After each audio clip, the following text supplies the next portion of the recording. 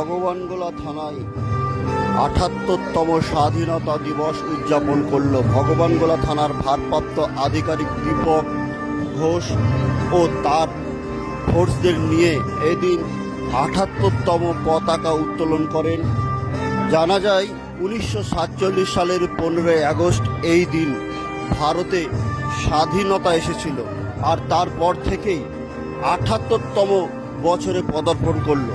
আর এই ৭৮তম বছরে পদার্পণ করার পর এই ৭৮তম দিনটিকে একেবারে বিভিন্নভাবে যাতে মানুষের মন জাগাতে পারে এই স্বাধীনতা দিবস কী কারণে হয়েছিল এবং কী জন্য এই স্বাধীনতা দিবস, এই বিষয় নিয়েও আলোচনা হয় এবং স্যালুট গান স্যালুটের মাধ্যম দিয়ে এই দিনটিকে পালন করে ভগবানগোলা থানার ভারপ্রাপ্ত আধিকারিক, ভগবানগোলা থানার সমস্ত এএসআই এবং এসআই সহ একাধিক পুলিশকর্মী এবং ছিলেন ভগবানগোলা থানার সমস্ত সিভিক ভলেন্টিয়ার এবং এলাকার বিভিন্ন স্কুলের কচিকাচারা।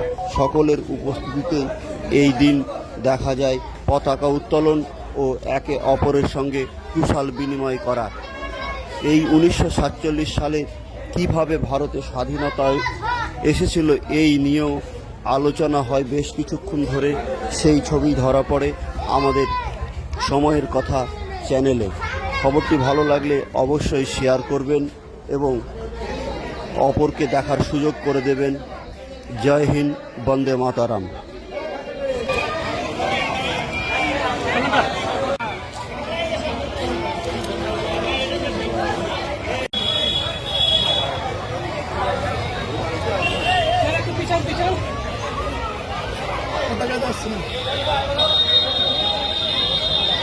Sir, ready?